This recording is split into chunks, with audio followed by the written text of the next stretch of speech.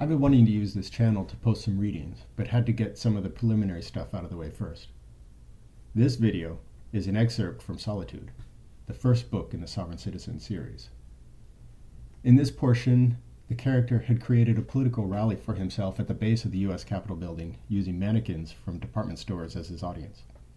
It was a deranged kind of celebration where he was taking his seat as the only human left to govern, but that he knew he was also the only one governed himself.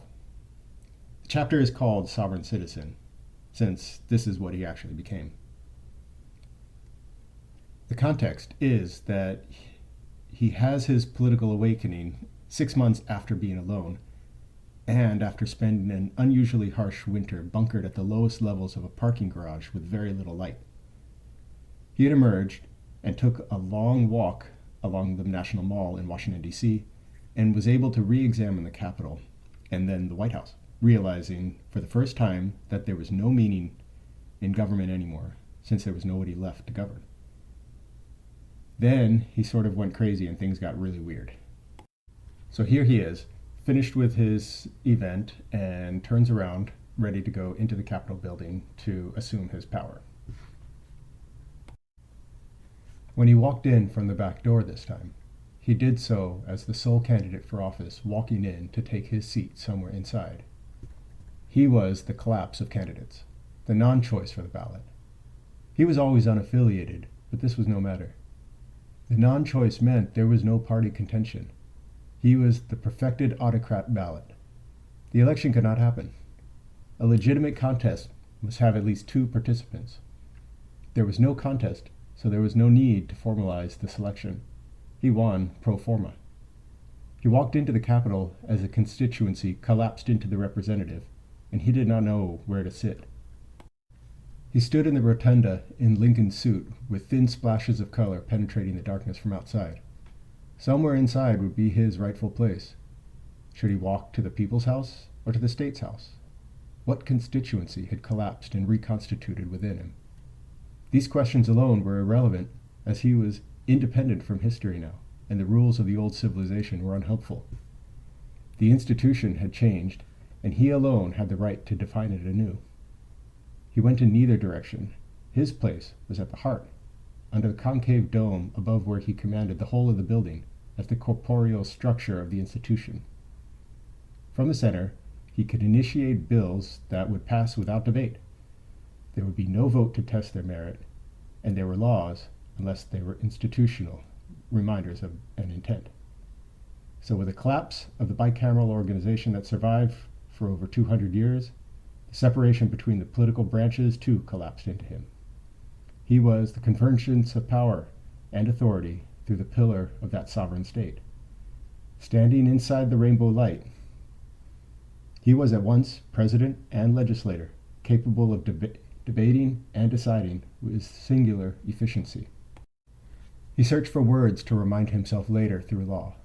He began timidly, from the obviousness of his situation with its open field, to reshape the world of policy and set a national agenda that would carry forward to the global agenda. He felt like the real threat was the post-war international character of the planet, which should have been overhauled long ago. It would have taken political will from all sides to recognize the defects in the international order that dated back even further to the formation of modern states.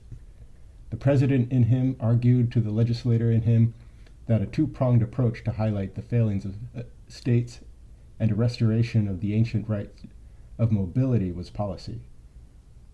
That this message should be carried by the president's ambassador as a démarche for all nations to take back through their UN representatives in New York. He started from the understanding that states were the original sin of modern civilization, organized as they were around common language and need to protect common resources. And this was not even a universal phenomenon. He had seen dozens of pastoralist nations that moved around borders as they had since memory began. They were the protectorates of the ancient right to move freely about the planet until they met with competitors. He felt that the contest among peoples was the wrong from which all threats emanated. It was the forever missed opportunity for collaboration that was driven by the ease with which humans created otherness. Other people on my land. other land that should be my land. Other people always had to become subhuman. A crime against humanity itself, for its threat to the idea of commonality among the species and political compartments, were the modern mechanism that effectuated this through law. Statehood created a legal entitlement to belligerency through the contest of war.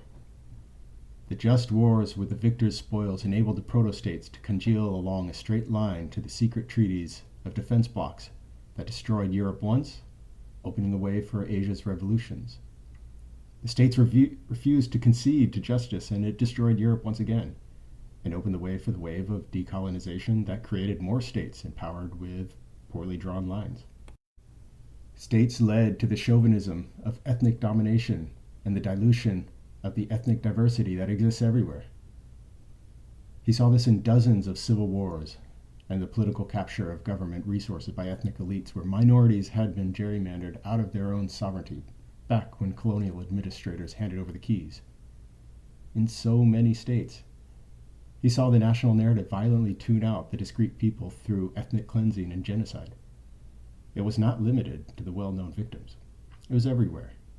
Statehood erected barriers behind which so much murder was tolerated in deference to state sovereignty, because none would accept the risk of eroding that artifice lest it came home to demand remedy for its own murders. The post-war framework was intended to protect the impotency of internationalism from the start. It had adorned the world with utopian language to bait the naive into believing progress could be made through the system it erected. This system had to be destroyed to let the artificial distinctions between plots of land on the planet fall away. They barely survived a lazy political purpose before, when contests continued. But now he felt that this should be the object of his mania, as he set about to recreate the world. The president met with his permanent representatives to the UN in New York to instruct him to negotiate a binding resolution with the other permanent representatives, which should say that no member state would enforce its territorial or political boundaries with prejudice to any human, thus ending state sovereignty once and for all.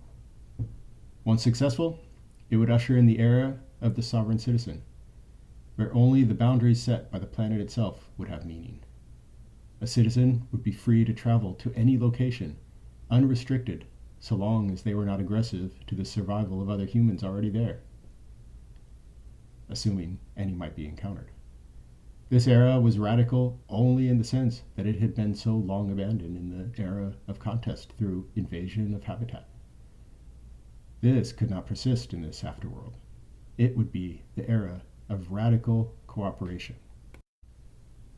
He assumed his rights to act through all political institutions that collapsed into him from all the legacy organizations of statehood.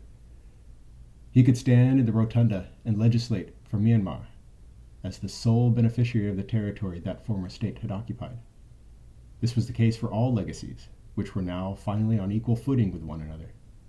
The remainder of his life will be the writing of this new history and will pass with him to the next era that may find the ruins of these civilizations and build their own from there. Then he was tired in his itchy wool museum piece that was too small for his frame, and the suit was long since tired of playing politics. His mania had cooled as he whipped himself up into a fantasy of the international system and a utopian solution that would only work for a polis of one.